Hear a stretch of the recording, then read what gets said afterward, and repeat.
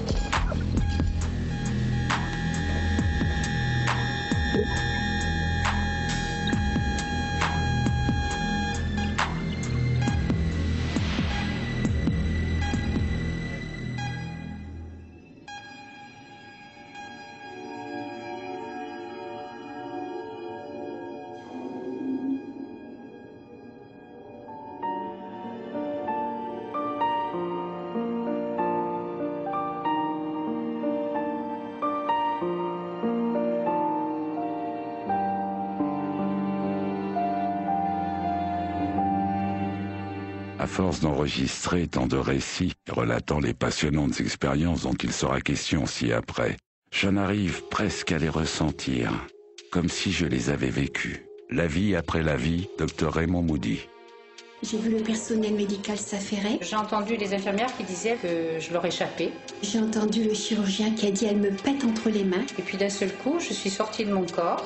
Je me suis trouvée donc au plafond. Flottant au-dessus du lit. Le récit troublant laisse perplexe. Ce n'est pas un film de science-fiction, c'est la réalité. Un phénomène étrange qui pose bien des problèmes à la science. Des personnes qui ont été plongées dans le coma mais ont vu ce qui se passait autour d'eux. Leurs récits présentent souvent des points communs. C'est un peu comme un aller-retour entre la vie et la mort. Longtemps considéré comme fantaisiste, le phénomène devient un sujet d'étude à part entière. Et les médecins sont très intéressés par le phénomène. De tout temps, de nombreuses personnes ayant frôlé la mort par accident, lors d'une opération chirurgicale ou dans d'autres circonstances dramatiques, rapportent par la suite une expérience extraordinaire qui s'est produite au moment où elles étaient dans un coma profond ou même en état de mort clinique. Identifiée et décrite par le docteur Raymond Moody en 1975, elle fut alors baptisée Near Death Experience, expérience de mort imminente. Les différentes études menées depuis 30 ans montrent qu'elle est une expérience universelle, non pas liée à une particularité géographique ou culturelle, mais issue de notre condition d'être humain. Mes émotions, mes pensées, mes sentiments, mon être profond, tout était au plafond et j'avais une vision panoramique de 360 degrés. À aucun moment, je me suis dit que j'assistais à mon opération. J'ai pensé à mon mari et instantanément, je me retrouve dans la salle d'attente et je prends conscience que j'ai traversé les murs. Je vois ma famille, et qui pleure, qui hurle, qui prie et tout ça. Mon but, c'était d'aller voir mes parents. Il y avait une porte, un mur, et puis je suis passée par le mur. Il me vient une pensée, et cette pensée, instantanément, à peine est-elle formulée, que je suis... Et je me suis rendu compte que c'était ma volonté qui faisait absolument tout le cheminement que je devais faire. Et je suis allée dans la salle d'attente, où j'ai vu mes parents qui étaient dans un coin et ils étaient en train de pleurer. Je voyais mon beau-père et mon mari faire les 100 pas. Et moi, j'essayais de me manifester à eux parce que je les voyais, mais je me rendais bien compte qu'ils ne me voyaient pas. Je les remue, je les traverse, j'essaye de les mobiliser, de leur dire « Mais arrêtez, je ne veux plus revenir. Je suis tellement heureux, je ne veux plus revenir. Arrêtez de pleurer, de prier, c'est inutile. » Et mes parents, je les voyais tristes. Mais il ne faut pas qu'ils soient tristes. Alors j'essayais, toujours par la pensée, de leur dire « Mais je suis bien, moi, ne pleurez pas. » Je me suis trouvée ensuite dans un abîme de ténèbres, de silence. Là, je me suis dit « Ça y est, ma fille, tu es morte. » J'étais parti aux États-Unis pour vérifier une hypothèse. J'avais entendu parler dans la presse à scandale de l'expérience de mort imminente. Ça me paraissait très farfelu et j'avais entendu dire qu'il y avait une explication neurochimique. Finalement, je m'étais cogné sur un personnage tout à fait intéressant qui s'appelle Ronald Siegel. Il m'avait révélé avec beaucoup d'inquiétude qu'une vague d'obscurantisme était en train d'envahir la science américaine. Et cet homme-là m'avait fait une liste de scientifiques particulièrement atteints par cet obscurantisme, des sortes de charlatans, des gens très dangereux. Et donc, je travaillais pour le journal Actuel, qui à l'époque marchait très bien, et qui m'avait dit, bon, fais donc l'enquête sur les charlatans, ça sera un reportage peut-être amusant. On estime que 15 à 20% environ des personnes qui frôlent la mort vivent une expérience de mort imminente, ce qui représente 4% de la population générale, selon les données recueillies aux États-Unis, aux Pays-Bas et en Allemagne.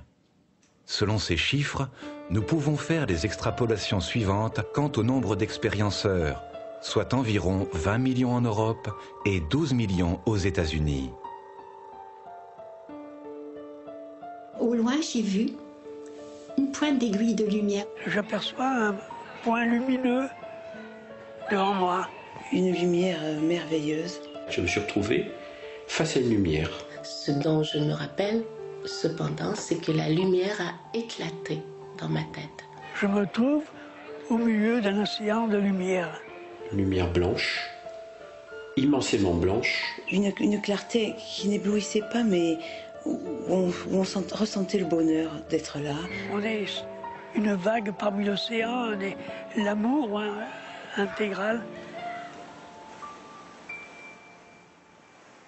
Ces expériences au seuil de la mort ne sont peut-être que l'ultime expression d'un cerveau menant son dernier combat, ou tout simplement des manifestations chimiques dans le cerveau qui provoqueraient des hallucinations. Certains psychiatres et neurologues évoquent de nombreuses hypothèses, comme la conséquence de l'anoxie du cerveau, c'est-à-dire la privation d'oxygène. D'autres parlent des effets secondaires de certains psychotropes, comme la kétamine ou le LSD. Même si un certain nombre de chercheurs se sont lancés dans des études passionnantes, les récits n'ont pas convaincu la majorité des scientifiques.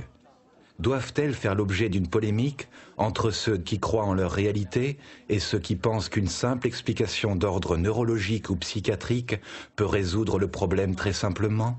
Ils ont reçu des anesthésiques, si jamais ils doivent être opérés. Ils ont reçu des antalgiques, s'ils sont en phase terminale d'une maladie, ils reçoivent des médicaments contre la douleur.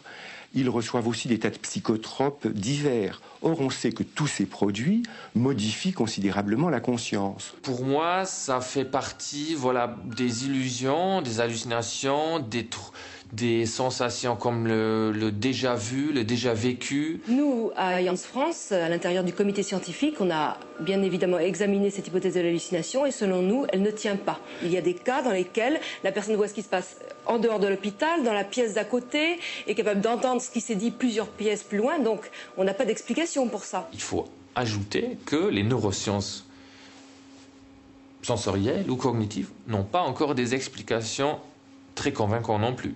Le docteur Pim van Lommel est médecin cardiologue à l'hôpital néerlandais de Rijnstadt, aux Pays-Bas.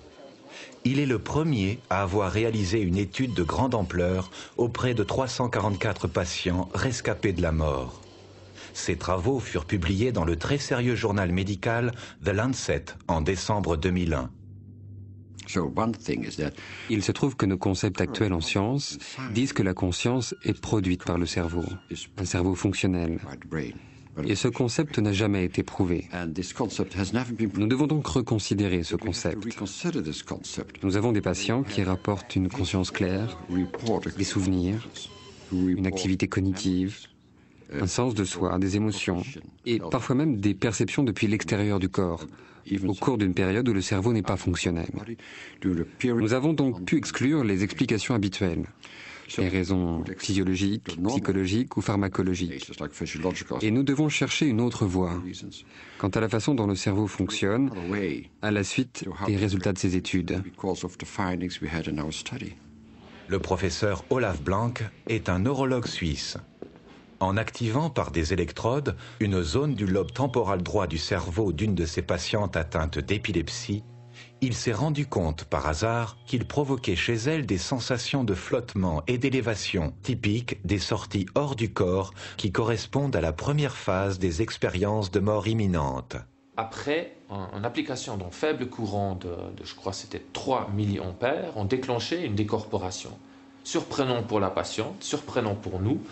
On était donc 3 investigateurs dans la salle, le patient complètement réveillé, et puis c'était reproductible. Chaque fois qu'on appliquait un petit courant de 2 secondes, il y avait une décorporation pendant cette période-là. Donc décorporation, ça voudra dire la patiente avait la sensation forte d'être plus localisée dans son corps. Le moi, il n'était plus dans son corps, il était en élévation au plafond, avec le dos presque en flottement au plafond, et puis elle avait l'impression de regarder vers le bas, et puis de voir son propre corps, et les 3, moi et mes 2 collègues, autour de son lit. Donc on pourrait spéculer aussi, lié à d'autres sensations que nous avons déclenchées au même endroit, donc gyrus angulaire à droite, qu'il s'agit peut-être, c'est une hypothèse émise à l'époque, d'un trouble de l'intégration des informations corporelles. Mon opinion est que notre société traverse actuellement une période de transition. Nous devons avoir le courage d'ouvrir de nouvelles portes et d'admettre que nos outils scientifiques actuels ne sont plus adaptés à ces nouveaux domaines. Elisabeth Kubler-Ross. L'interprétation surnaturelle des NDE. Qu'est-ce que ça veut dire surnaturel? Expliquez-vous sur le terme surnaturel. À des schémas d'interprétation des expériences était surnaturel il y a 50 ans? Non, ne discutons pas de ça. C'est pour ça que ce n'est pas le corps médical et ce n'est pas en tant qu'anesthésiste que vous l'avez écrit, mais à titre personnel. Permettez-moi parce que quand même de vous interrompre, parce que si je n'avais pas été anesthésiste, je n'aurais pas pu écrire ce livre. C'est une collecte d'anecdotes. Et chers collègues de table, vous n'allez pas m'apprendre mon métier d'anesthésiste. C'est intéressant parce que les gens qui se disent aujourd'hui sceptiques ne le sont pas du tout. Les sceptiques originels avaient décidé qu'ils ne tireraient aucune conclusion. Aux États-Unis, les anti et les pour arrivent à travailler ensemble. Aujourd'hui, pourquoi en France, justement, on n'arrive pas à se mettre... Parce qu'il y a un parti pris matérialiste qui dénie le fait que nous puissions nous intéresser à ces questions-là, parce que pour ces gens-là, il n'y a même pas de questions à se poser. La cause est entendue, le débat est clos. Les prétendus sceptiques qui disent « Oh, je suis sceptique sur ces EMI, je pense que ce n'est que la chimie du cerveau », où la personne dit finalement « Je suis une personne qui ne tire pas des conclusions, et ma conclusion est que cette expérience n'est que la chimie du cerveau », ça n'a pas de sens. C'est une expérience interne au sujet psychique, générée par la problématique soit de l'anesthésie, soit du coma, soit du traumatisme. Ce dont nous avons besoin dans la recherche sur les EMI, c'est de vrais sceptiques qui ne tirent pas de conclusions et continuent à chercher et à apprendre autant que possible sur ces expériences phénoménales et, à mon sens, très inspirantes. Nous devons chercher la vérité en pleine liberté d'esprit, affranchis de toute idée préconçue. René Descartes. Selon nos études, la conscience apparemment n'est pas localisée dans le corps. Évidemment, c'est un point de vue qui va à l'encontre des points de vue classiques des neurophysiologistes qui pensent qu'elle est localisée dans le cerveau et que l'on voit à partir des yeux physiques. À partir du moment où on dit que la conscience est totalement extérieure au corps, on prend une position religieuse puisqu'on est très proche non plus de l'idée de conscience, mais de l'idée de l'âme, avec l'idée que l'âme peut survivre au corps, ce qui nous entraîne sur un terrain religieux et pas du tout médical. Mais nous vivons dans une société qui se prétend rationnelle et qui en réalité ne l'est pas.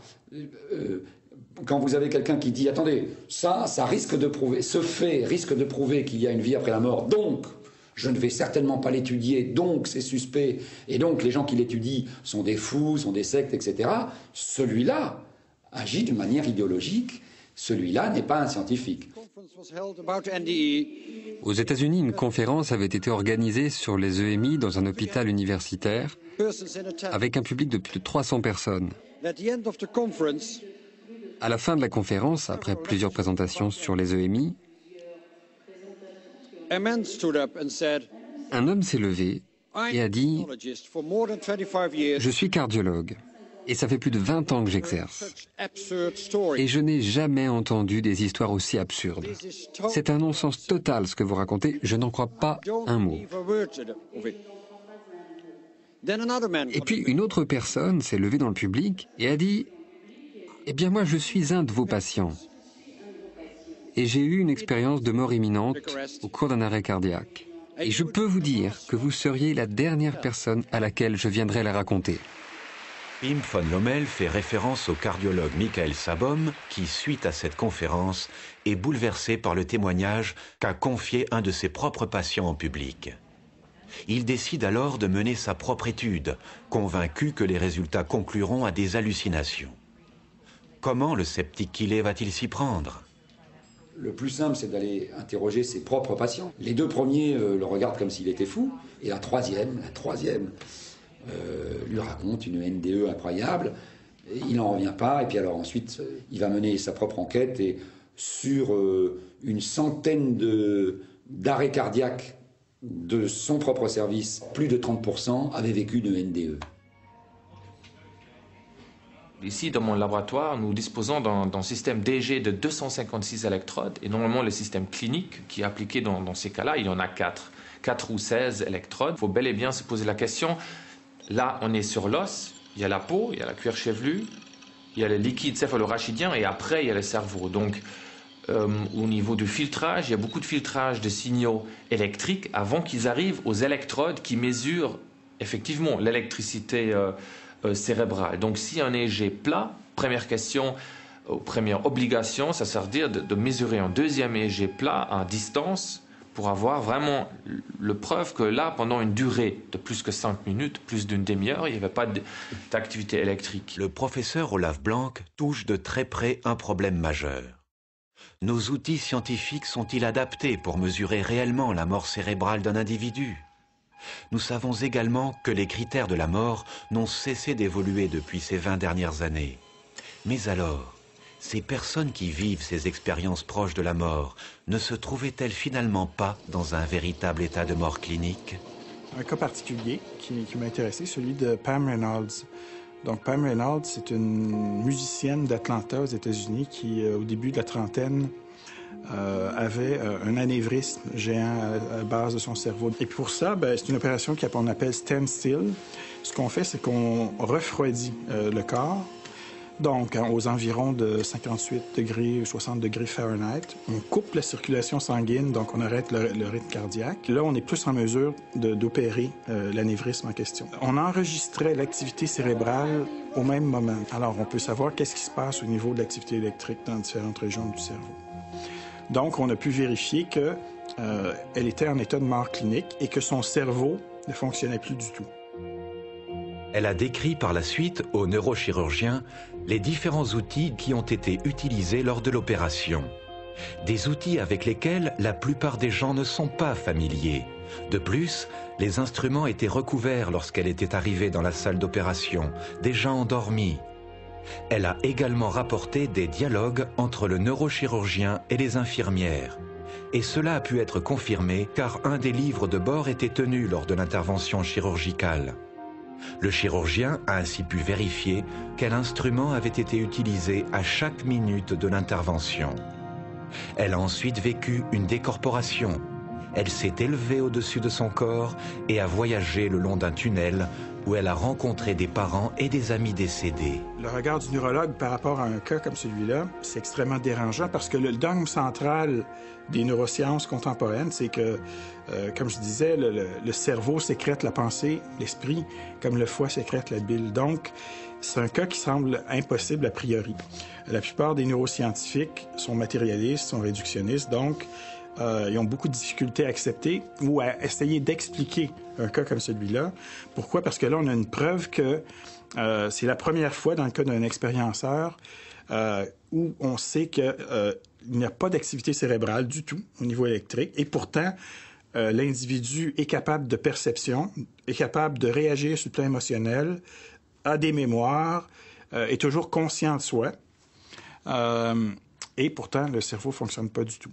J'ai pu voir sous la table d'opération une plaque marquée armes et cycle de Saint-Étienne, plaque verte de 18 cm environ, avec des lettres blanches marquées armes et cycle de Saint-Étienne.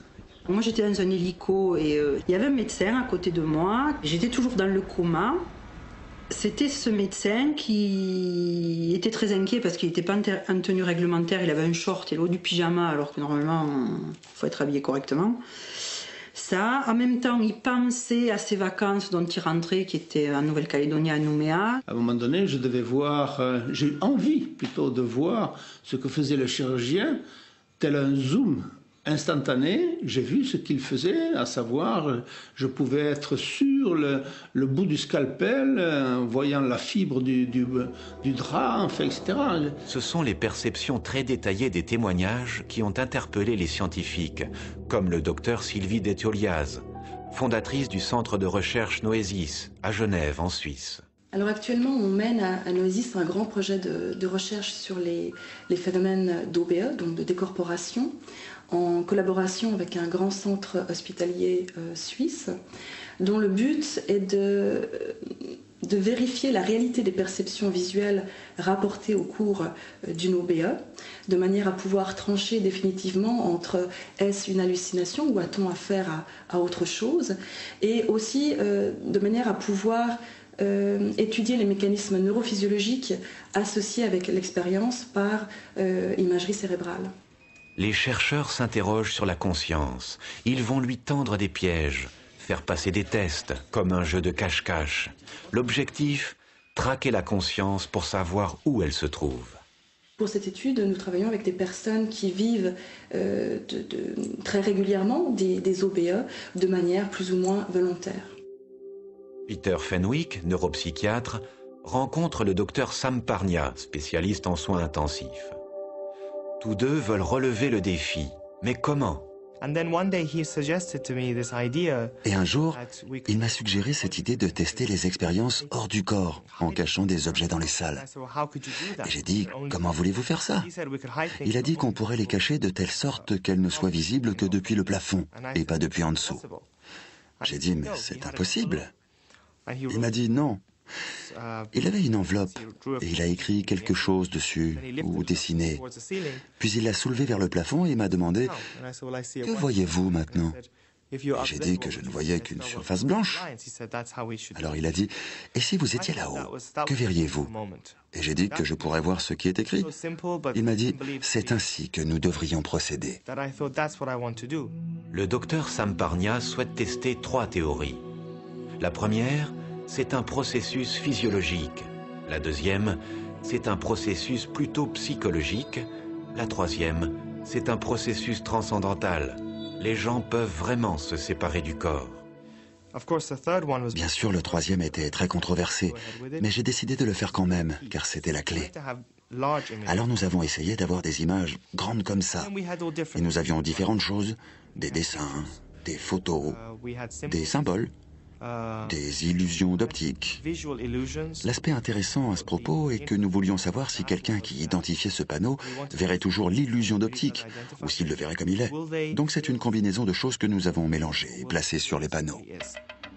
Une première étude avait été réalisée en 2002, mais n'avait donné aucun résultat, suite au nombre réduit de patients recrutés. L'étude a été reconduite en 2008 dans 25 centres hospitaliers, afin d'obtenir des données plus significatives. Pour le professeur Olaf Blank, une désintégration des informations corporelles, visuelles et tactiles serait peut-être l'explication. Nous avons utilisé ou essayé d'utiliser la réalité virtuelle afin de donner lieu à une désintégration des informations venant du corps. Le sujet voit son propre corps à 2 mètres devant lui. Une expérimentatrice va ensuite lui frôler le dos, de sorte qu'il perçoit une sensation tactile. Mais il voit devant lui le dos virtuel qui est touché exactement de la même manière. Quelques minutes de cette confusion sensorielle suffisent pour déconcerter le cerveau. Les sujets témoignent alors d'un transfert de la perception du corps comparable à la décorporation. En résumé, on a encore fait une deuxième étude après. Ça voudrait dire avec une simple désintégration des informations corporelles, visuelles et tactiles, on arrive à induire une impression d'être localisé à 2 mètres distance de son propre corps et d'avoir une illusion, de se plus localiser à l'endroit physique vrai, mais à quelques demi-mètres devant son propre corps. La science est tenue par l'éternelle loi de l'honneur à regarder en face tout problème qui se présente franchement à elle. Sir William Thomson.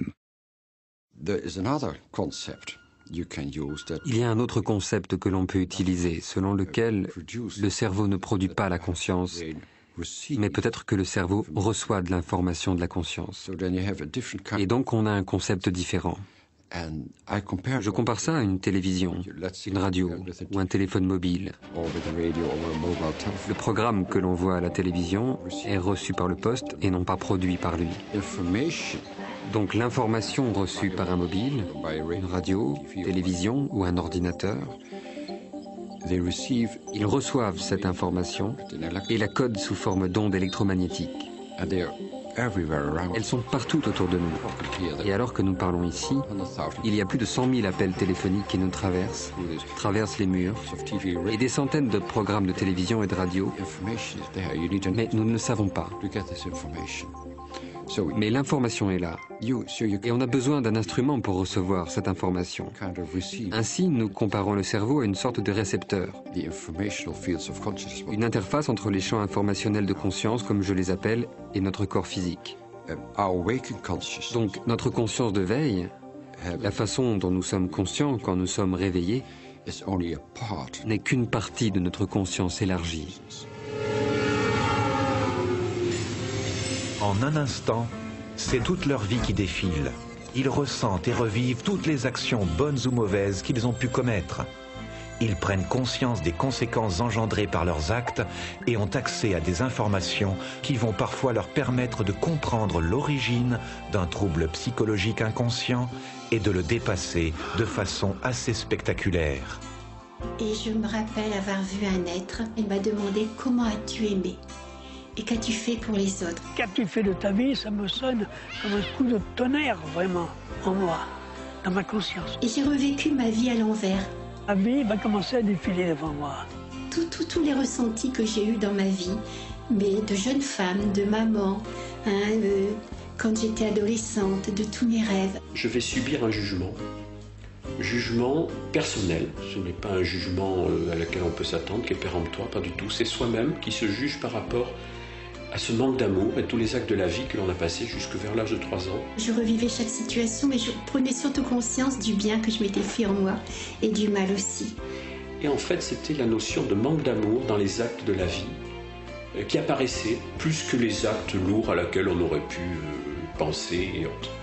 Par mon comportement à causer à ces gens par des mauvaises pensées ou peut-être une insulte, une parole, a causé une souffrance. Et cette souffrance me revient à moi, amplifiée par l'infinitude de l'amour.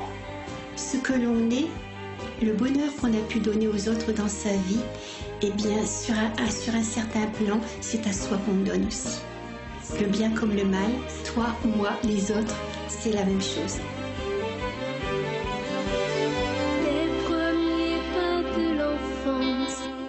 Dernières errances, j'ai senti les conséquences de mon existence.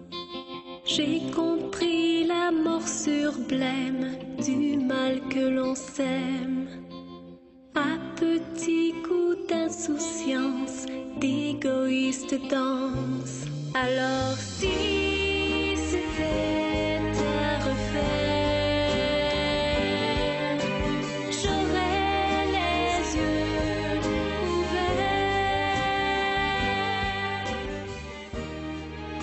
j'ai vu arriver un groupe pas très distinct.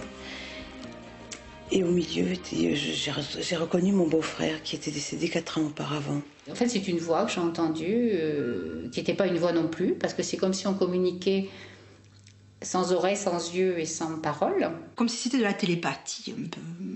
C'est un peu bizarre à dire. Il y a quelque chose qui m'est venu, c'était « on ne te veut pas ». Je me suis dit, comment ça, ils me veulent pas? C'est vachement bien, pourquoi j'irais pas? Et cette personne, enfin, je ne sais pas comment expliquer ça,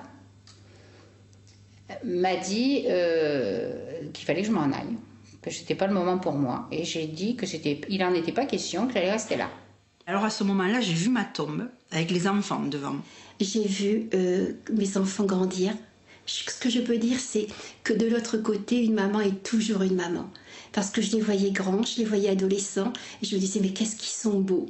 Et c'est à ce moment-là que j'ai dit, je ne peux pas les laisser, c'est pas possible de les laisser aussi malheureux. Avec beaucoup, beaucoup de douceur, d'amour intense, on m'a fait comprendre que j'avais des choses à faire et qu'il fallait que je retourne d'où je venais.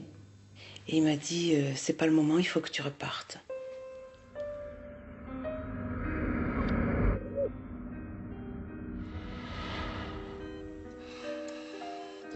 Il y a même une connexion avec les champs de conscience du passé et également ceux des autres individus. Ils sont aussi connectés aux champs de conscience des proches disparus. Il y a donc une interconnexion avec tous les champs de conscience des autres et une interconnexion avec un espace où il n'y a pas de temps ni d'espace tels que nous les connaissons ici dans le monde matériel.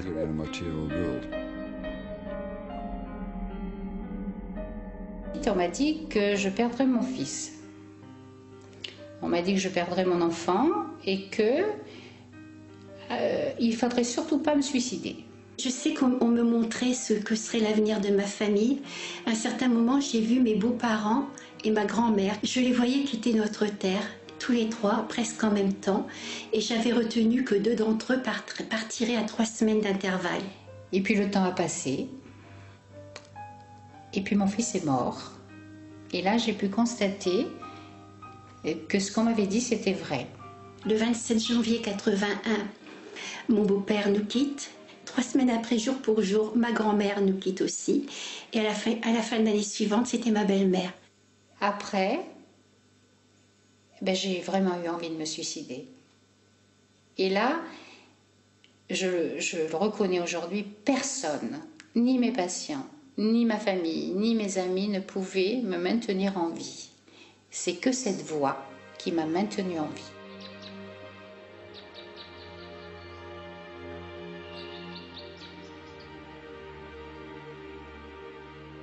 Kenneth Ring est professeur de psychologie à l'Université du Connecticut. Il fait partie de ce groupe de chercheurs pionniers de la recherche sur les expériences aux frontières de la mort aux États-Unis. Au milieu des années 80, Kenneth Ring pensait que ces expériences survenaient uniquement aux frontières de la mort. Mais un événement soudain va tout remettre en question. Tout avait commencé quand il avait reçu un jour une lettre d'une dame qui lui décrivait ce qui était devenu banal. Depuis Raymond Moody, on sait qu'il y en a des millions. Une NDE type, je suis sorti de mon corps, c'était le grand calme, j'ai été aspiré dans une sorte de tunnel, j'ai baigné dans la lumière d'amour, etc. Et puis la lettre se termine en disant « Sauf que je n'ai jamais failli mourir, mon cœur ne s'est pas arrêté, j'étais parfaitement bien en train de méditer. » Le cas de Bénédicte Sivé-Lobstein révèle qu'une telle expérience peut être provoquée aussi par une grosse frayeur. J'étais en voiture et j'ai vraiment cru avoir un accident. D'ailleurs, un accident qui n'a pas eu lieu. J'étais dans une petite voiture, il y avait un énorme camion en face et je ne pouvais faire que passer dessous. Ça m'a déclenché une peur épouvantable. J'étais morte, c'était sûr. Et c'est à ce moment-là que j'ai été aspirée dans un tunnel avec une lumière intense, blanche, pendant laquelle j'ai quand même revu tout le film de ma vie. Il va mener toute une enquête là-dessus qui va le pousser à rencontrer des représentants des anciennes traditions. Par exemple, des bouddhistes, par exemple, de gens, de représentants des traditions indiennes, de l'Inde, des Védas, et qui lui disent « Mais ce que vous décrivez, cette NDE, c'est tout simplement ce que nous, par exemple, dans le yoga, nous appelons un état de conscience cosmique. La plupart des yogis ne l'atteignent pas. Nous sommes très étonnés que cet état de conscience, actuellement, dans le monde actuel, on puisse l'atteindre simplement parce qu'on a été renversé par le camion du laitier et qu'on vous a ranimé à l'hôpital. Et Ring se rend compte qu'en fait, il travaille tout simplement sur la conscience qui peut s'éveiller dans certaines circonstances Par exemple, lorsqu'on a très peur de mourir, ou lorsqu'on est presque mort, mais qui peut se réveiller dans bien d'autres circonstances. Donc, en fait, on étudie la vie, on étudie la conscience. Quand on étudie la NDE, la mort n'est jamais qu'un prétexte. En 2003, aux États-Unis, le pédiatre Melvin Morse a mené une étude sur des personnes pratiquant la méditation. Les résultats ont montré que la pratique de la méditation peut provoquer les mêmes perceptions et sensations que les expériences de mort imminente. J'ai réintégré mon corps d'une façon très très violente. C'est comme quand on essaie des gants plastiques d'une taille inférieure. Je suis rentré d'un premier temps et puis hop. C'est là où ça devient douloureux parce qu'on reprend possession de son corps avec tout ce que ça implique, la douleur physique. Et je l'ai réintégré par la fontanelle des bébés. En passant par ma tête, qu'on me rende dans une chaussette. Si vous voulez, je l'ai épousé comme une main épouse un gant. Et je me suis rendu compte que mon corps était trop petit. Il est redevenu mon corps à ce moment-là. Et à ce moment-là, j'ai recommencé à souffrir d'ailleurs. Rien de ce qui résulte du progrès humain ne s'obtient avec l'assentiment de tous. Ceux qui voient la lumière avant les autres sont condamnés à la poursuivre, en dépit des autres. La conquête du paradis. Christophe Colomb, 1492. Cette expérience est souvent gardée comme un secret. La peur de passer pour fou ou l'incompréhension des proches ont creusé un fossé avec l'entourage, en créant pour celui qui la vit un terrible sentiment de solitude. J'ai appris que ma sœur avait vécu la même expérience. Et j'ai gardé ce secret pour moi pendant 10 ans. Au départ, je me disais, si j'en parle autour de moi, on va me dire que je suis folle. Comme j'étais en psychiatrie, j'ai cru que j'étais aussi malade que les malades que je voyais tous les jours. Et c'est en en parlant toutes les deux que nous avons su que nous avions vécu toutes les deux très jeunes cette expérience et que ni l'une ni l'autre n'en avait parlé. J'ai eu des difficultés à en parler parce que je me suis dit on va pas te croire, on va te prendre pour une illuminée. On m'avait dit que j'avais une mission à remplir. Alors c'est pareil, quand on fait psychiatrie, les patients qui sont en psychiatrie ils ont souvent des missions à remplir. Donc je n'essayais pas de raconter que j'avais une mission à remplir. Quand le livre de Moody est paru, ça a été une stupeur en 3-4 étages. En un an, le livre avait fait le tour du monde. Enfin, il était en voie de traduction dans une trentaine de langues, etc. Tout d'un coup, il s'est dit, mais je suis complètement cinglé. Je viens de lancer sur le marché mondial un livre qui dit que c'est génial de mourir. Même si j'ai pris des précautions pour dire on n'en sait rien, ces gens-là ne sont pas morts, etc., il n'empêche que c'est forcément la conclusion que les gens vont en tirer. Et donc, il va y avoir des suicides en masse. Je suis un fou criminel, on va me traîner devant les tribunaux, etc. Et à ce moment-là, Moody a été pris d'une panique. C'est horrible. Les gens vont lire cela et ils vont se suicider. Cela va déclencher une vague de suicides. Et c'était une perspective à laquelle je n'avais vraiment pas pensé. Et donc il s'est empressé d'écrire un second livre, avant même d'avoir la vérification que son inquiétude était fondée.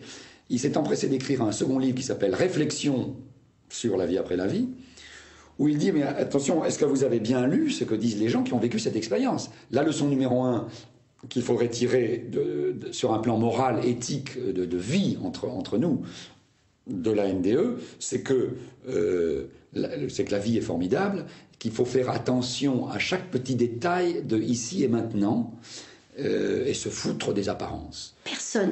Personne, je ne connaissais personne qui avait vécu cette expérience, je ne connaissais pas d'ouvrage. J'étais toute seule dans mon coin à me demander quelque part si je ne devenais pas folle à certains moments, et je tombe sur un ouvrage comme ça. Je le paie en pleurant, cet ouvrage. J'étais en train de lire et je pleurais, mais je disais, ah, mais je suis pas seule. Il y a d'autres personnes qui ont fait cette expérience-là, et pour moi, ça a été comme si on avait ouvert une grande porte. Irène a donné des perceptions très détaillées lors de son coma, alors qu'elle était non-voyante au moment des faits. J'ai vu ma mère qui est rentrée dans la pièce, qui a tenu les barres au bas du lit, et puis qui lui a dit, mais dans l'état où elle est, qu'est-ce qu'on va devenir avec une fille aveugle? En plus, son cerveau est touché, les médecins l'ont dit. Elle restera idiote, qu'est-ce qu'on va faire avec? La recherche de Kenneth Ring et Sharon Cooper sur les expériences au seuil de la mort chez les aveugles a montré que ces derniers bénéficient lors de leur expérience d'une forme de perception visuelle. Il semble s'agir plutôt d'une perception holistique, qui allie le voir au savoir, un peu comme si la personne avait accès non seulement à une vision, mais à une omniscience qui va bien au-delà des informations qu'une perception visuelle peut fournir. Un expérienceur aveugle l'a décrit ainsi. « Ce ne sont pas mes yeux qui ont vu, mais mon esprit. » Et arrivé à la salle de radiologie, il s'est passé quelque chose d'assez étonnant. C'est qu'ils m'ont laissé tomber par terre. En me mettant sur la table, ils m'ont fait tomber par terre. Donc, là encore, ils n'avaient pas conscience que je souffrais et que j'étais vivante. Et donc, ils m'ont déshabillée et ils ont pris mes bijoux. Et il y a un homme qui a dit à l'autre, je prends les bijoux, je les mets dans la poche de la blouse, tu t'en rappelleras. Raymond Moody écrivait dans son livre « La vie après la vie », si vous tenez à votre scepticisme, évitez ces gens-là. Et après, je leur ai dit que je voudrais bien que les 2 personnes qui m'avaient emmenée à la radio me rapportent mes bijoux. Donc j'ai raconté ce qui s'était passé, qui m'avait fait tomber par terre, qu'ils avaient pris mes bijoux. Et j'ai dit, dans les 2, il y en a un qui est antillais, parce que je l'ai vu, j'ai vu qu'il avait la peau brune. Et là, ça crée un grand malaise dans l'hôpital. J'ai pu prendre contact avec l'ophtalmologiste qui la suit toujours, à distance de ses lésions, et qui m'a confirmé l'existence de lésions rétiniennes, de l'iris, du cristallin, qui expliquaient une cécité totale d'un œil qui a duré des semaines et des semaines. Et quant à l'autre œil, les lésions étaient moins importantes, mais il est évident également qu'elle ne pouvait absolument pas voir avec. Quand j'ai parlé de ces bijoux, j'ai expliqué. Et donc le responsable de l'hôpital les a convoqués et ils ont récupéré les bijoux tout de suite, qui étaient bien dans la blouse d'un des 2, qui attendait que je meure, quoi. Le cas des aveugles démontre clairement que l'EMI se produit dans un état modifié de conscience, que la conscience est momentanément délocalisée. D'autres cas particuliers ont été recensés. Le docteur Sanson a recueilli de nombreux témoignages, mais un cas très surprenant a retenu son attention. Il a l'habitude de faire dessiner aux expérienceurs de quelle manière ils se percevaient au-dessus de leur corps. Voici les dessins de 2 personnes qui ne se connaissaient pas, mais qui ont vécu une EMI suite à un accident de voiture, dans 2 endroits différents et à des années d'intervalle. Vivre une expérience de mort imminente constitue très souvent un réel traumatisme, dans la mesure où elle implique une remise en question fondamentale des croyances, de la vision du monde et de la réalité. Pour un certain nombre d'expérienceurs, on peut observer alors des conséquences négatives. Souvent un sentiment d'être incompris, un sentiment d'isolement, une grande fragilité, une grande susceptibilité, parfois une inflation de l'ego, parce qu'il est plus facile de se dire qu'on est incompris parce qu'on est un élu. Donc beaucoup de problèmes relationnels et en fin de compte une grande instabilité. Le docteur Éric Dudoit est psychologue clinicien au Centre universitaire de la Timone à Marseille et responsable de l'unité de soins et de recherche sur l'esprit. Suite à une conférence sur les EMI, Éric Dudoit nous a confié qu'il avait recueilli des cas d'expérience aux frontières de la mort très particulières. Ce qui m'a extrêmement intéressé lors de la conférence, et ce qui était vraiment essentiel pour moi, c'est ces expériences dites négatives. En fait, dans les hôpitaux, on a plus de témoignages d'expériences négatives que d'expériences positives. Et on ne sait pas trop quoi en faire, si ce n'est y répondre de manière médicamenteuse ou psychothérapie classique. Ce sont des expériences qui ont un contenu qui est extrêmement terrifiant. On les classe en 3 catégories à peu près. On peut dire qu'il y a ce qu'on appelle les expériences infernales, où là on a toute une imagerie qui rappelle vraiment notre vision classique de l'enfer. Je me suis sentie en tant qu'enfant du Rwanda, avec la terre dans la bouche, les bras coupés. J'étais au bord d'une grande plage où chaque grain était une conscience en peine. Et là, je me suis sentie sucée, analysée.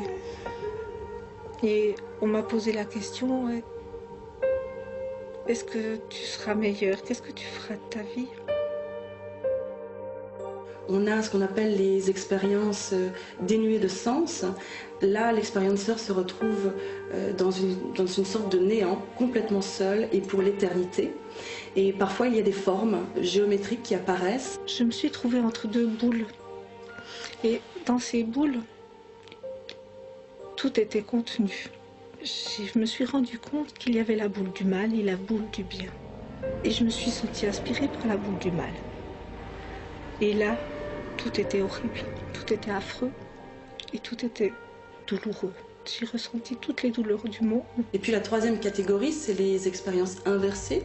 Donc là, elles ont toutes les composantes d'une expérience positive, mais elles sont ressenties négativement par l'expérienceur. Les conséquences d'une telle expérience, c'est forcément un très grand traumatisme, là, dans le sens fort du terme. Ça peut aller jusqu'à ce qu'on appelle un PTSD, un syndrome de stress post-traumatique, donc avec un état dépressif, beaucoup d'angoisse, des cauchemars, et puis bien sûr une peur totalement exacerbée de la mort, avec cette certitude, c'est qu'il faudra bien y repasser une fois. Et ce qui a beaucoup changé en moi, c'est que j'arrive plus à voir quelqu'un soit de tout négatif ou soit de tout positif. Je sais qu'on a chacun un grain de cet univers, de cette vie qui est importante à vivre. Bien, ça peut aussi conduire certaines personnes à des changements de vie tout à fait radicaux, puisque souvent elles éprouvent une certaine une culpabilité, une honte. Elles pensent avoir mérité une telle expérience et elles se disent qu'elles doivent changer radicalement leur comportement si elles ne veulent pas revivre ça lors de leur véritable mort. Kenneth Ring et Peter Fenwick ont estimé à 5% en 1999 la proportion des NDE négatives. Ces expériences sont souvent teintées de connotations religieuses, avec les représentations symboliques de l'enfer, la vision de nombreuses personnes hurlant et demandant de l'aide. Pourquoi y a-t-il si peu de récits d'expériences négatives ? Les témoins seraient simplement plus réticents à en parler, car les recherches ont mis en avant des milliers de récits positifs. Mais il se peut que ces récits soient peu nombreux, tout simplement parce que l'expérience négative est rare. Y a-t-il un facteur qui détermine la connotation de l'expérience ? Notre comportement au quotidien aurait-il une influence sur les conditions de notre passage vers l'autre monde ? Comme le jugement sévère décrit dans la plupart des religions et craint par de nombreuses civilisations, accompagné des notions de faute et de péché. D'autres hypothèses reposent sur l'image inconsciente de soi. Celui qui croit en une vie après la mort, à un paradis comme à un enfer, ou même au néant, vivrait une expérience teintée de ses croyances. Et si finalement, les expériences négatives des NDE, c'était simplement parce que l'être n'arrivait pas à intégrer dans sa personnalité de nouvelles perceptions. Si simplement, nous, en tant que cliniciens, on n'avait pas là un travail à la fois, entre guillemets, d'éducation, c'est-à-dire lui dire, en gros, ce que tu me dis, ce qui t'arrive, je connais. Tu peux en témoigner. Et en témoignant, trouver une solution, une voie de sortie. Ce que tu vis, écoute, eh bien, c'est réservé à des êtres d'une grande sensibilité. Mais voilà, cette grande sensibilité, eh bien, elle ne peut pas s'intégrer à ta persona. Ce qu'on va faire ensemble, c'est aller à la vitesse où toi, tu entends aller, pour faire en sorte qu'il y ait une intégration de ces expériences dans ta personnalité, pour que tu puisses en faire autre chose. Il va falloir que je lui apprenne à ouvrir son être. Et ça me semble vraiment des points vraiment essentiels et une clinique qui serait une très belle clinique du XXIe siècle.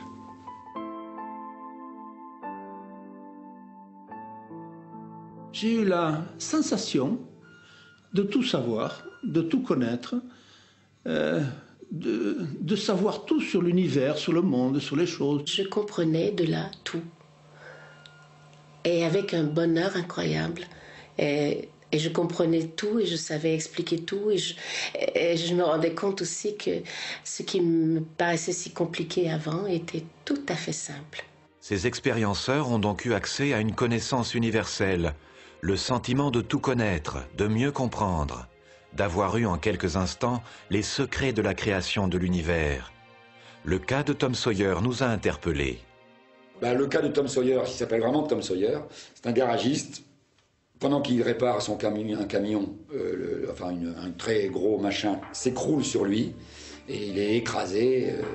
Le temps qu'on appelle les pompiers pour relever l'engin, il est dans le coma. Et pendant que l'ambulance l'emmène vers l'hôpital, son cœur s'arrête. Donc dans l'ambulance, on essaie de... Et pendant ce temps-là, lui, il sort de son corps, il se voit, il suit le...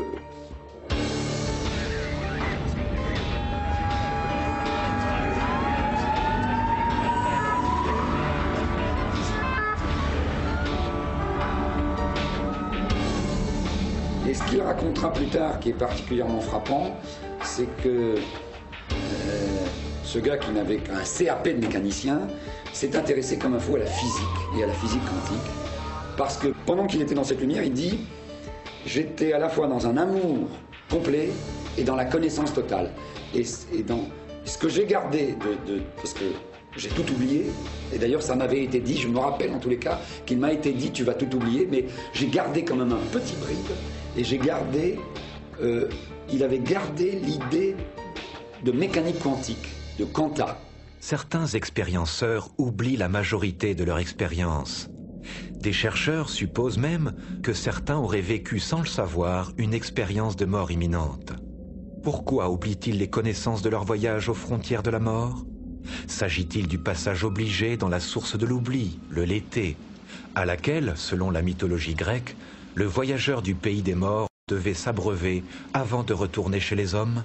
Certains chercheurs et physiciens, comme Régis Dutheil et Henri Stapp, ont observé que les récits d'expériences de mort imminente évoquent étrangement un phénomène quantique. Nous avons demandé à deux physiciens, Nicolas Gisin et Antoine Suarez, de nous décrire les propriétés du monde quantique. Nous nous sommes ensuite permis de faire des parallèles avec certains témoignages. La physique quantique, c'est la meilleure théorie que nous avons aujourd'hui pour décrire le monde du tout petit. L'intrication, qu'est-ce que c'est? Il faut imaginer deux de ces particules, deux électrons, deux photons, deux objets quantiques, qui sont loin l'un de l'autre. Ils peuvent être vraiment loin, ils peuvent être à des kilomètres l'un de l'autre, ou bien ils peuvent être à une extrémité à l'autre de la table optique, mais ils peuvent vraiment être à des grandes distances. Et bien qu'ils soient séparés dans l'espace, ils continuent à réagir globalement. C'est-à-dire que si on touche l'un des deux, on fait faire une mesure sur l'un des deux, l'autre va réagir, d'après la théorie, instantanément.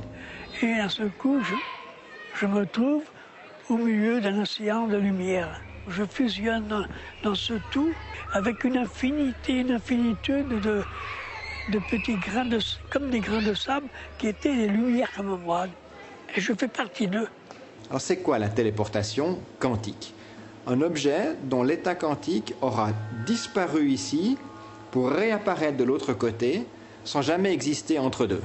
J'ai pensé à mon mari et à mon beau-père. Mon mari m'avait dit « ça va bien se passer, t'en fais pas, on t'attend dans la salle d'attente ». Je pense à eux et instantanément, je me retrouve dans la salle d'attente et je prends conscience que j'ai traversé les murs.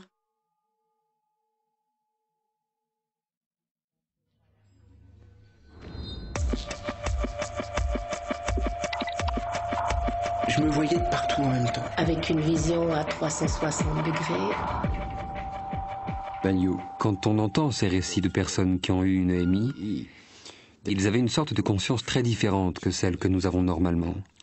C'est une conscience élargie, où il n'y a pas de temps ni d'espace. Ils peuvent rapporter des choses du passé ou même du futur. Tout est là. Pourquoi le temps n'existe pas au niveau quantique? Et je rentre dans un élément de hors-temps. La seconde, l'éternité sont à peu près la même chose. Je me souviens, en 45 secondes, c'est à peine croyable, d'avoir vécu des millénaires, mais là, il n'y a plus... Le temps et l'espace n'existent pas tel qu'on le pense ici. Le passé, le futur étaient là dans le présent. C'est qu'il y a des choses qui se passent, mais le temps ne passe pas. On pourrait dire qu'on est dans un espace-temps qui n'existe pas ou qui est un arrêt. Le temps s'arrête et voilà, on est dans un no man's land de temps. Certains aspects de type mécanique quantique sont liés à cette forme de conscience. Elle provient d'une autre dimension que j'appelle l'espace de phase. Elle ne se trouve pas dans le monde matériel. Dans cette dimension, où la conscience est localisée, à mon avis, il n'y a pas de temps ou d'espace, et nous pouvons recevoir de cet espace de phase un aspect que nous appelons la conscience de veille. Et quand l'interface ne fonctionne plus, quand le cerveau arrête de fonctionner, on possède une conscience élargie, et c'est ce que nous appelons une EMI. Le docteur Jean-Pierre Jourdan a proposé un modèle dans lequel tout se passe comme si la conscience du sujet percevait depuis une dimension supplémentaire. De la même façon que s'élever au-dessus d'une surface à 2 dimensions permet d'en voir tous les points simultanément. En effet, les expérienceurs disent voir dans ou depuis toutes les directions à la fois. Ils peuvent voir à la fois le recto et le verso des objets, ce qu'ils interprètent comme voir par transparence. D'autres ont eu la sensation de se trouver simultanément en plusieurs endroits. Lorsque leur attention se focalise sur un détail, ils ont la sensation de zoomer instantanément, et le passage d'un détail à un autre peut être interprété comme un déplacement à grande vitesse. Le professeur Régis Dutheil, médecin et professeur de physique et de biophysique, a proposé un modèle où la conscience est un champ de matière tachyonique, qu'il nomme superlumineux. Ce champ fait partie du véritable univers fondamental dont notre monde ne serait qu'une projection holographique sous-lumineuse. Il a toujours affirmé que sur le plan purement mathématique, l'existence d'un autre univers ou d'un autre espace-temps superlumineux est parfaitement possible. La frontière entre ces 2 univers serait une zone commune, constituée de photons et correspondant au cône de lumière des relativistes. Dans cette théorie, le photon est formé d'une partie sous-lumineuse et d'une partie superlumineuse. Les expériences de mort imminente seraient alors le passage pour l'être humain du monde sous-lumineux au monde superlumineux. La personne en train de mourir traverserait le mur de la lumière et s'imprégnerait de particules allant à la vitesse de la lumière, donc de photons. Elle deviendrait lumière elle-même et percevrait tout ce qui l'entoure comme sombre. Au cours des 30 dernières années, nous avons acquis de nombreux éléments de compréhension sur les EMI. Les médecins pédiatres, par exemple, ont appris que même des enfants très jeunes ont ces expériences quand ils ont frôlé la mort. Nous avons appris au passage qu'il y a des expériences empathiques dans lesquelles de nombreuses personnes qui se trouvent près de leurs proches mourants ont des expériences identiques. Quand la personne qui est dans le lit meurt, le proche qui se trouve à côté a parfois la sensation qu'il quitte son corps et se dirige vers la lumière. Une expérience empathique. C'est ce qu'a vécu le docteur Jean-Pierre Postel, son épouse Anne et son fils Pierre-Alexandre au moment où un de leurs proches vivait ses derniers instants. Je lui tenais la main gauche, je le rassurais comme je pouvais. Ensuite, Pierre-Alexandre m'a rejoint et puis lui a pris la main droite de son grand-père. Et nous étions là à le rassurer. Jusqu'à ce qu'on ait cette impression de brouillard ou... Cette espèce de brume apaisante. C'était purement mental. J'ai vu ce tunnel. Je peux en décrire la couleur même. C'était du bleu. C'était un espèce de grand tuyau avec enfin, c'est difficilement descriptible. Et au fond, une lumière blanche intense, comme un halogène. Ça n'a rien à voir avec quelque chose qu'on connaît. C'est une lumière qui est au-delà du visuel, qui nous prend à l'intérieur de nous. Enfin, je sais que personnellement, je l'ai vu partir. Pour ma part, je l'ai vu s'éloigner, mais en reculant. Il y avait une petite silhouette humaine et qui, dans mon mental, était mon père, en fait. Et il était au bord, juste à la sortie du tunnel. Il était au bord et ne voulait pas sauter. Il restait. Et à ce moment-là, je pense l'avoir exprimé même verbalement. Je lui dis, tu peux y aller, vas-y, il n'y a aucun danger. Pars, c'est bon, tu peux plonger. On a été l'accompagnant, on a fait un bout du tunnel. Il y a quelqu'un qui a pris le relais qui l'a pris. Et ensuite, quasiment instantanément après, cette fois-ci une vision, visuelle. Autour de son corps, je ne vais pas dire de son cadavre, puisqu'il vivait végétativement encore, s'est élevée progressivement une brume, comme la brume que vous voyez au petit matin, un peu cotonneuse, qui s'est dissipée progressivement.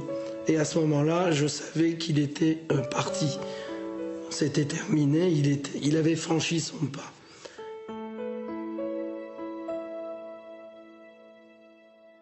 Cette expérience a transformé, a changé ma vie d'une manière, mais vraiment très très profonde, beaucoup plus qu'on ne peut imaginer. Ça m'apporte une vision différente dans mon métier, du départ des patients dans le coma ou des mourants dans les services de réanimation. Je crois que je les regarderai d'une autre façon. Est-ce qu'on peut tranquillement, comme le Petit Prince, aller à la mort en sachant que c'est difficile puisqu'on va quitter les siens, mais en sachant que c'est pas forcément cette castration ultime qu'on a voulu nous faire croire? C'est notre société scientiste qui a créé cette peur de la mort. La mort ne me fait vraiment plus peur, c'est quelque chose qui ne me gêne pas. Et pour les autres et pour moi. Que non seulement la mort n'existe pas, mais que la réalité, elle n'est pas celle que je suis en train de vivre ici, elle est ailleurs. Je sais que quelque chose existe, j'en suis persuadé. Maintenant, je sais que la vie a une intention, je sais que la vie a une direction, qu'on n'est pas là comme par hasard. La peur de la mort et la peur de la vie sont indissociables. Quelques thérapeutes se servent des expériences de mort imminente pour combattre des idées suicidaires de leurs patients et obtiennent des résultats spectaculaires. Winkler en 2005. Kenneth Ring a montré dans plusieurs études que non seulement les personnes ayant vécu une expérience proche de la mort changent, mais que le même phénomène se produit également, de manière moins spectaculaire, chez les individus qui s'intéressent à ces expériences sans l'avoir vécu eux-mêmes. Le simple fait d'être passionné par ce phénomène développe les mêmes changements de valeur, les mêmes modifications dans leur système de croyance. Kenneth Ring parle de contagion bénigne de l'expérience aux frontières de la mort. Quand je me rends compte qu'il s'agit de faits avérés et que des chercheurs intéressants, sérieux, rigoureux, à travers les États-Unis, font des recherches depuis, à ce moment-là, ça faisait 5-6 ans qu'ils étaient en recherche, je suis obligé de dire que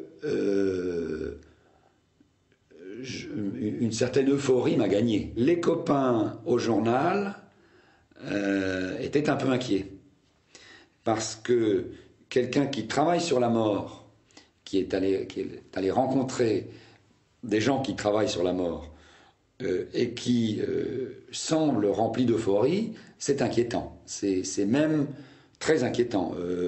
On se demande s'il ne faut pas l'amener tout de suite chez un psychiatre. Les psychologues se sont rendus compte que s'ils faisaient lire des récits d'EMI à leurs patients suicidaires, cela diminue réellement les idées suicidaires. Et le docteur Bruce Grayson de l'Université de Virginie a fait une étude spécifique sur les suicidants. Et il a trouvé que, premièrement, les EMI des suicidants ne sont pas différentes des EMI de ceux qui ont approché la mort pour d'autres raisons, mais il y a cette grosse différence. C'est que, en second lieu, ils disent que plus jamais ils ne feront une tentative de suicide.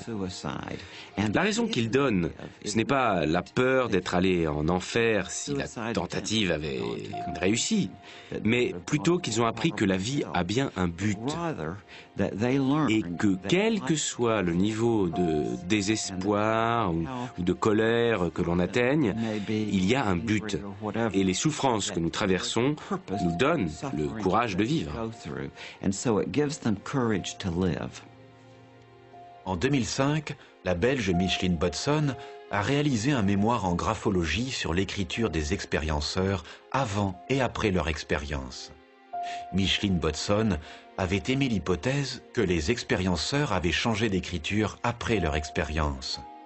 Cette hypothèse est clairement vérifiée dans son mémoire, mais doit être nuancée selon les facteurs de changement. En effet, tous les scripteurs n'ont pas évolué dans le même sens, ni de la même façon. L'étude montre que chez la majorité des scripteurs, l'écriture est plus harmonieuse et que dans les 2/3 des cas, une meilleure image de soi est observée. Dans le tiers restant, il a été constaté que les scripteurs se montrent moins rigides vis-à-vis d'eux-mêmes, plus authentiques, mieux structurés, comme s'ils s'étaient reconstruits. Moi, je dois dire que je n'aurais jamais écrit La Source Noire si je ne m'étais pas aperçu que toute cette histoire de NDE n'avait pas été, je dirais, autorisée socialement par un travail qui s'est fait en amont, avant, et qui était mené non pas par des hommes un peu spéculatifs et ludiques dans les universités, mais par des femmes, et qui étaient plutôt dans la pratique compassionnelle des endroits où on meurt vraiment. Et la première que j'ai rencontrée et qui m'a marqué à vie, je dois dire, c'est Elisabeth Kübler-Ross, qui en gros est ce personnage qui fait le lien entre l'Europe et l'Amérique, mais ça veut dire entre l'ouverture des camps de concentration, où on ne ment plus sur la mort, et les grands hôpitaux américains des années 50-60, où le mensonge est total. Et elle se rend compte qu'il faut absolument que les gens du 20e, 21e siècle osent négocier avec la mort, la regarder en face. Et donc, on peut dire, elle fait partie de ces femmes qui réinventent l'art d'accompagner les mourants. Elle invente ce qu'on appelle aujourd'hui les soins palliatifs. Une évolution des mentalités chez les professionnels de la santé a pu être constatée. Est-ce la conséquence des études réalisées par un nombre grandissant de chercheurs à travers le monde ? Mais peut-être sont-ils aussi plus nombreux à vérifier par eux-mêmes les perceptions détaillées de leurs patients à la suite de la réanimation. J'interviens sur une femme, une opération, anesthésie générale. Elle décrit à son réveil toute son intervention comme si elle était au plafond, mais en plus, elle décrit l'intervention qui a lieu à côté. Une amputation de jambe, avec la jambe qu'elle voit et la jambe que l'on met dans un sac jaune. Ça, elle n'a pas pu l'inventer, elle le décrit à son réveil. J'ai pu vérifier après que l'intervention avait bien eu lieu à côté, une amputation de jambe, au même moment où elle était anesthésiée, donc complètement coupée de ce monde. J'entendais, elle sera aveugle, si on la sauve, elle sera idiote, son cerveau est touché. De toute façon, elle est défigurée. Quelqu'un a dit il faudrait peut-être faire un peu d'esthétique, qu'elle ne soit pas trop affreuse ou laide à voir. Et les autres ont dit non, de toute façon, dans l'état où elle est, de toute façon, elle ne se reverra jamais. Quand on est médecin et qu'on est face à ce corps inanimé, il faut réaliser que ce qu'on va dire, on ne faut pas dire n'importe quoi parce que la personne entend des choses, voit des choses et on peut la blesser énormément et faire des erreurs puisqu'on a affaire à une véritable conscience qui entend, qui écoute, qui comprend, qui regarde et qui saisit tout ce qui se passe. La mentalité dans les hôpitaux, c'est un peu comme un coin zen, c'est-à-dire que l'ombre du pain s'obscurcit à la clarté de la lune. Plus on s'ouvre à quelque chose de différent, et plus on attise aussi quelque chose de contre. On n'est pas forcément dans la dualité, qu'on peut rentrer dans l'unité. Je pense que c'est l'avenir, que c'est une voie d'avenir pour la médecine en tout cas, quoi.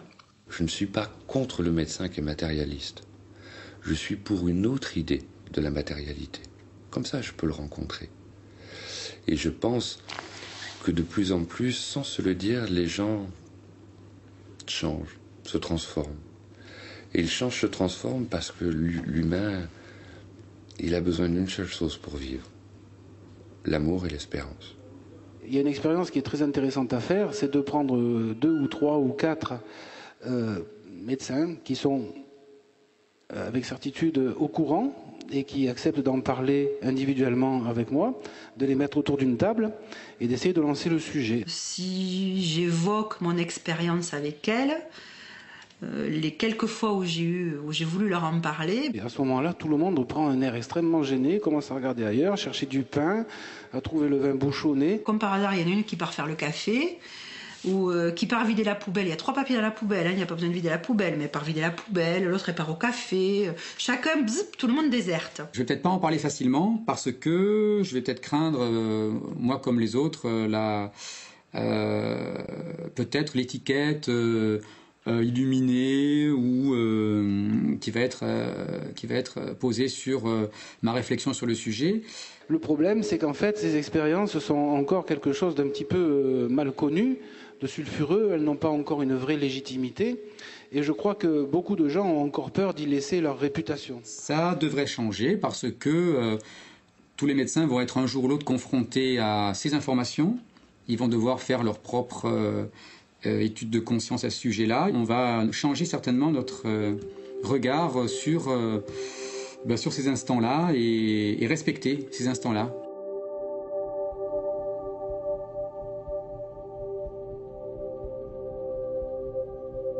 Des études, comme celle du docteur Pim van Lommel, amènent la communauté scientifique à réaliser que les NDE posent un véritable problème scientifique et que ce type d'expérience peut permettre de progresser dans la compréhension de ce qu'est la conscience.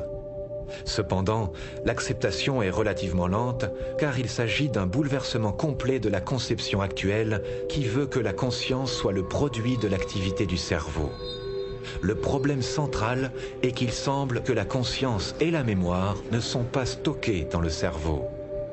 Et si les chercheurs dans les années à venir venaient à prouver que notre conscience se délocalise, quelles en seraient les conséquences dans notre vie, au quotidien ? Cela modifierait-il notre façon de voir le monde, la vie, la mort et les autres ? Quelles en seraient les implications concrètes au plan scientifique ?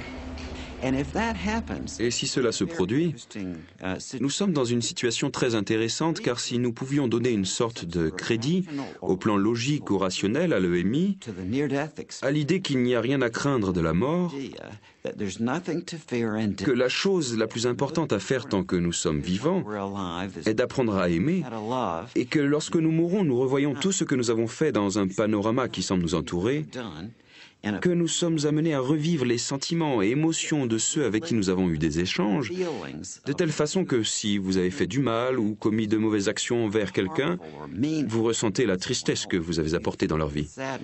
Et si vous avez fait du bien, alors vous ressentez les émotions positives.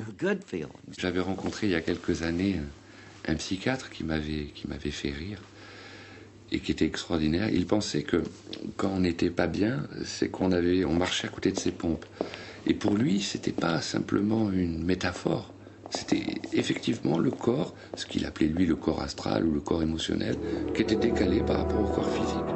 C'est de l'observation exacte des faits inexpliqués que sont nées les principales découvertes.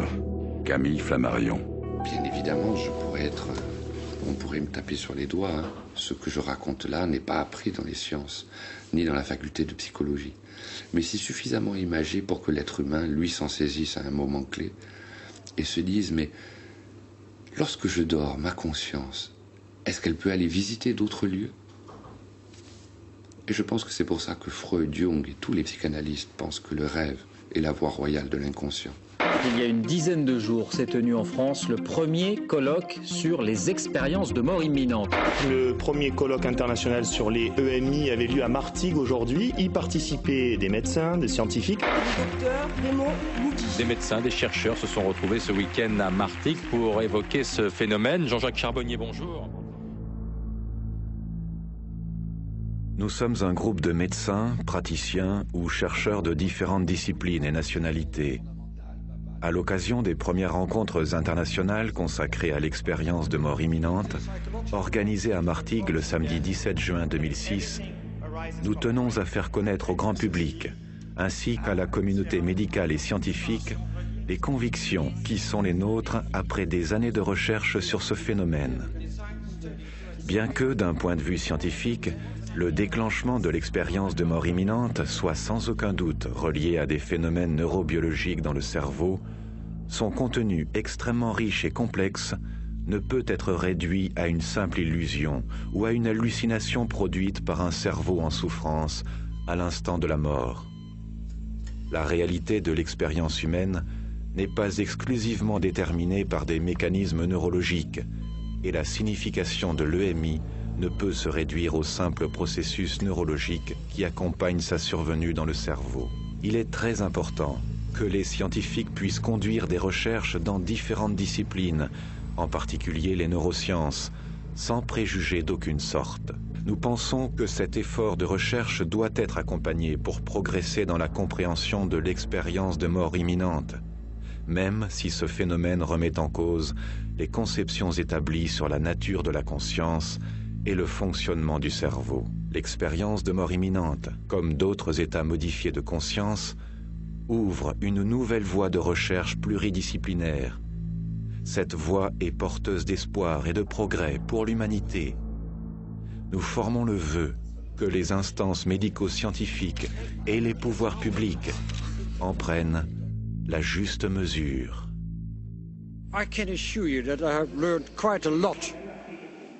Je vous assure que j'ai moi-même appris beaucoup grâce à tous ces patients qui ont voulu partager avec moi leur EMI. Ce sont eux mes professeurs. Je crois et j'espère que dans un avenir proche, la science moderne va incorporer la recherche sur les expériences subjectives telles que celles qui se produisent au niveau de notre conscience, que nous accepterons des concepts de champ pour comprendre comment nous sommes interconnectés les uns avec les autres et avec la nature dans cette planète menacée. Merci beaucoup pour votre attention. Merci.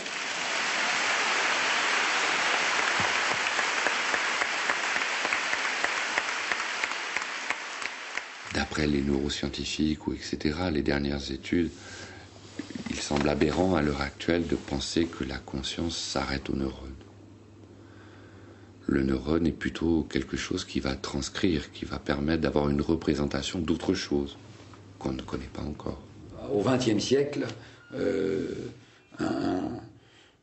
notre vision du monde, ce qu'on appellerait en science un paradigme, était en train d'exploser.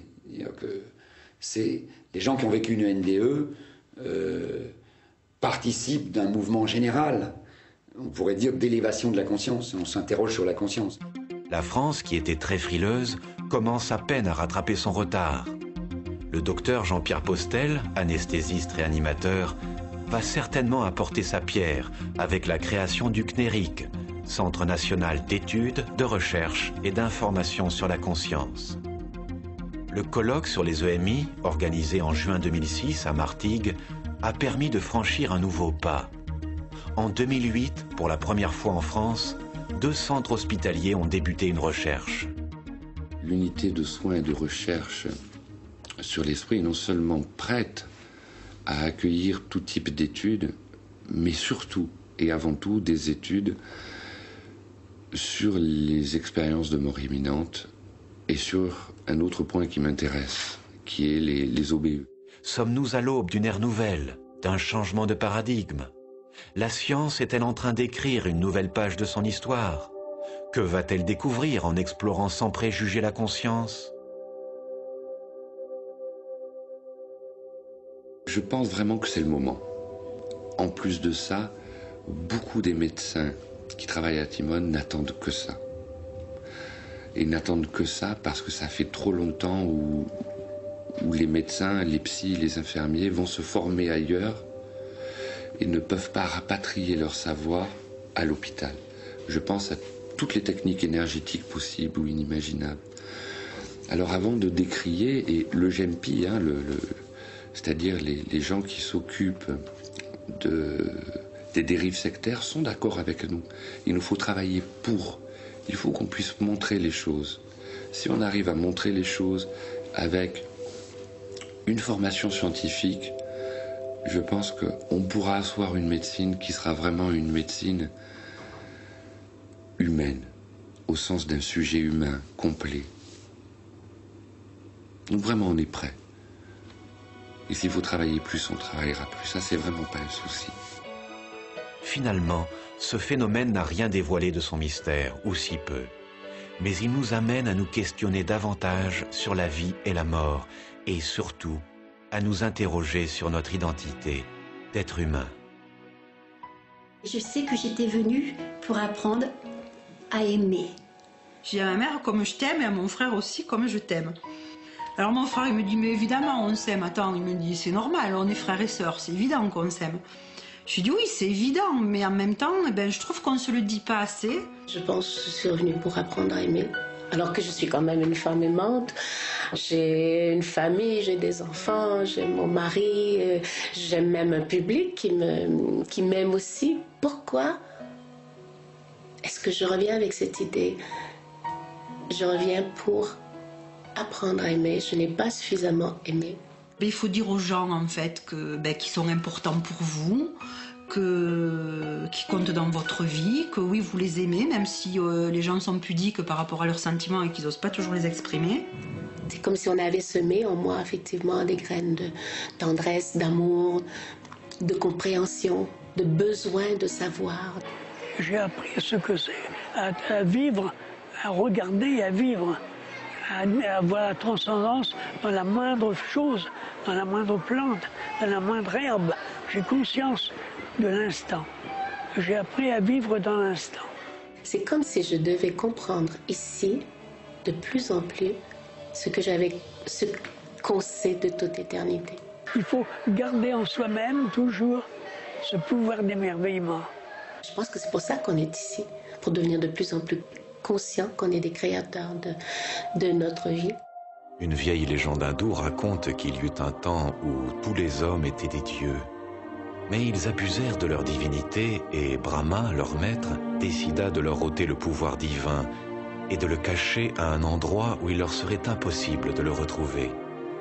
Les dieux mineurs proposèrent alors d'enterrer la divinité de l'homme dans la terre, mais Brahma répondit « Non, cela ne suffit pas, car l'homme creusera et la trouvera. » Alors les dieux suggérèrent de jeter la divinité dans le plus profond des océans. Mais Brahma répondit à nouveau « Non, car tôt ou tard, l'homme explorera les profondeurs de tous les océans, et il est certain qu'un jour, il la trouvera et la remontera à la surface. » Alors les dieux mineurs conclurent « Nous ne savons pas où la cacher, car il ne semble pas exister sur terre ou dans la mer d'endroit que l'homme ne puisse atteindre un jour. » Alors Brahma leur dit « Voici ce que nous ferons de la divinité de l'homme. Nous la cacherons au plus profond de lui-même, car c'est le seul endroit où il ne pensera jamais à chercher. » Depuis ce temps-là, conclut la légende, l'homme a fait le tour de la terre. Il a exploré, escaladé, plongé et creusé, à la recherche de quelque chose qui se trouve déjà en lui.